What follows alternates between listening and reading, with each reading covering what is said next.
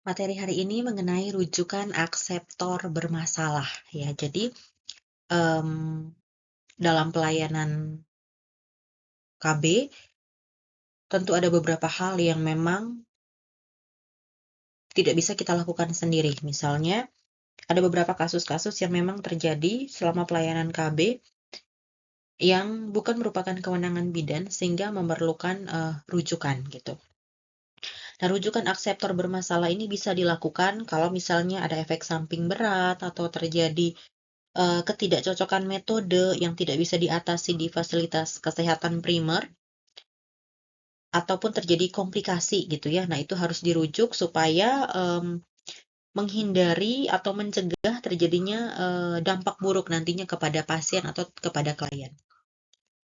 Nah, ini tujuan dari rujukan akseptor bermasalah adalah untuk meningkatkan mutu, cakupan, dan efisiensi pelaksanaan pelayanan metode kontrasepsi secara terpadu.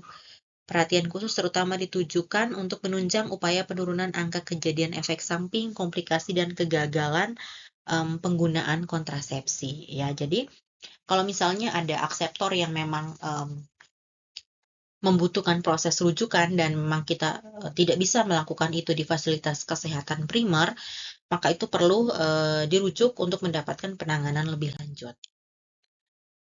Nah, indikasi rujukan akseptor bermasalah itu ada beberapa gitu ya. Tadi karena ada efek samping gitu. Misalnya terjadi perdarahan hebat, atau misalnya ada nyeri panggul yang akut, atau infeksi, atau misalnya terjadi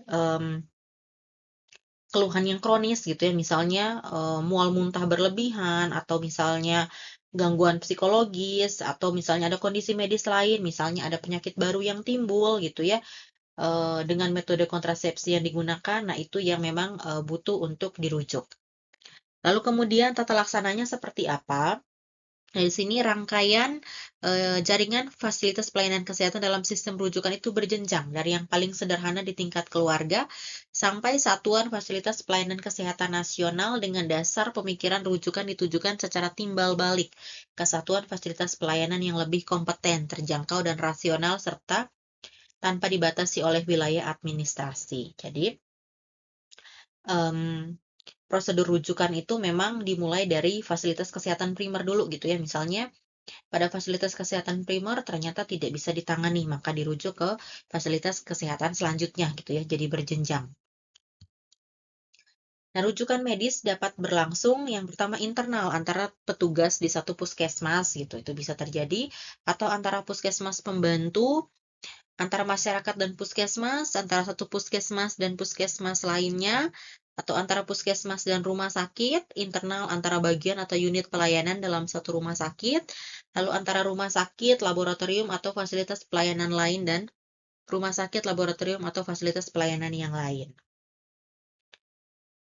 Nah,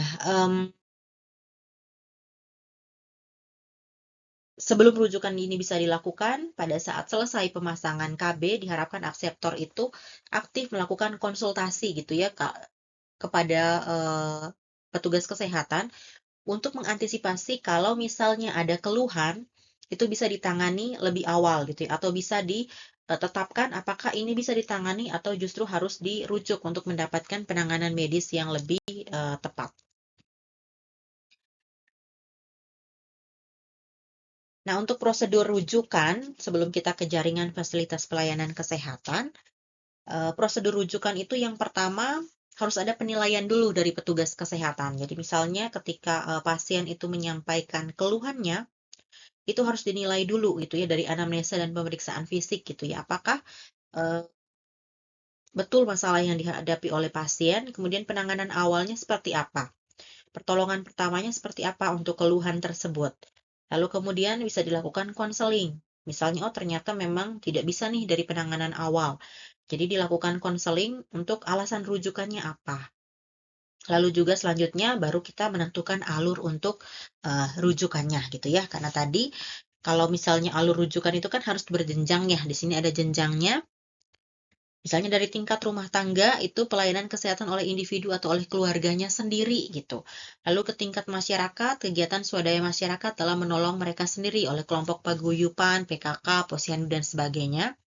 Lalu fasilitas pelayanan kesehatan profesional tingkat pertama, puskesmas, puskesmas pembantu, puskesmas keliling, poliklinik, praktek dokter swasta, praktek bidan, dan sebagainya. Nah, kalau misalnya di fasilitas pelayanan pertama itu tidak bisa ditangani, lalu kemudian dirujuk ke tingkat yang kedua, di rumah sakit kabupaten, rumah sakit swasta, laboratorium klinik swasta, dan lain-lain.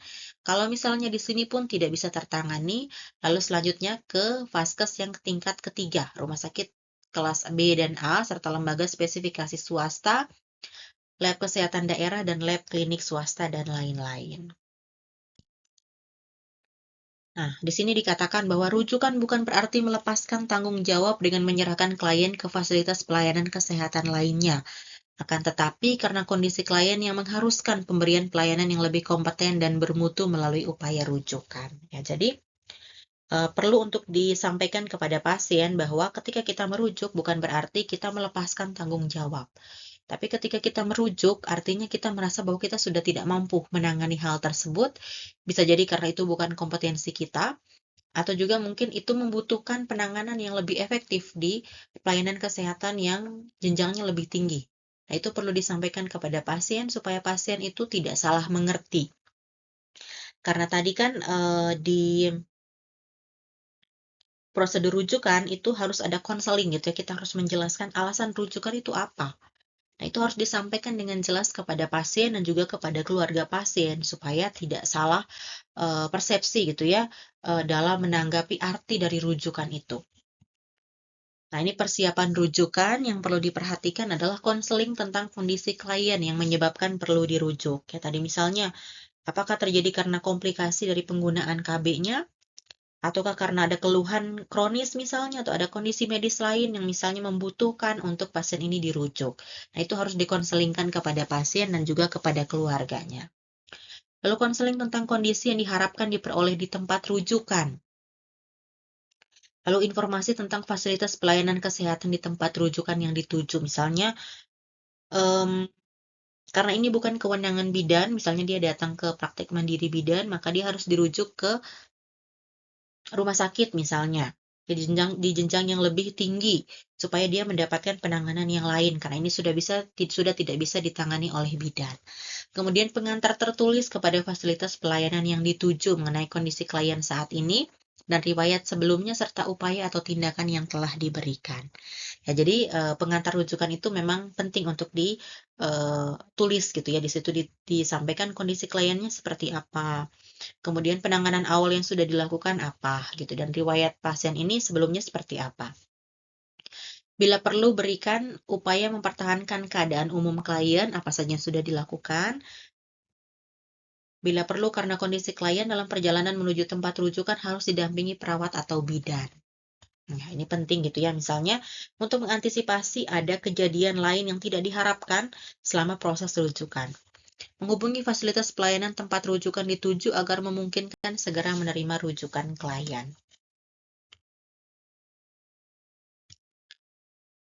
Nah, untuk yang menerima rujukan atau jenjang yang lebih tinggi, apa yang harus dilakukan? Yang pertama, konseling mengenai kondisi klien sebelum dan sesudah diberikan upaya penanggulangan.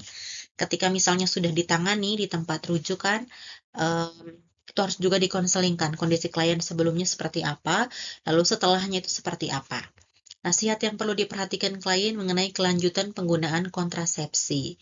Nah, ini juga penting untuk diperhatikan ketika misalnya sudah diatasi keluhan dari klien tersebut, apa selanjutnya kelanjutan dari kontrasepsi itu? Apakah dihentikan, diganti dengan yang baru, atau seperti apa? Ataukah diteruskan? Lalu pengantar tertulis kepada fasilitas pelayanan yang merujuk mengenai kondisi klien berikut upaya penanggulangan yang telah diberikan, serta saran-saran upaya penanganan lanjutan yang harus dilaksanakan terutama mengenai penggunaan kontrasepsi. Nah, ini beberapa hal yang perlu untuk dilakukan oleh fasilitas kesehatan yang lebih tinggi ketika menerima rujukan reseptor yang bermasalah. Itu saja materinya. Terima kasih untuk perhatiannya.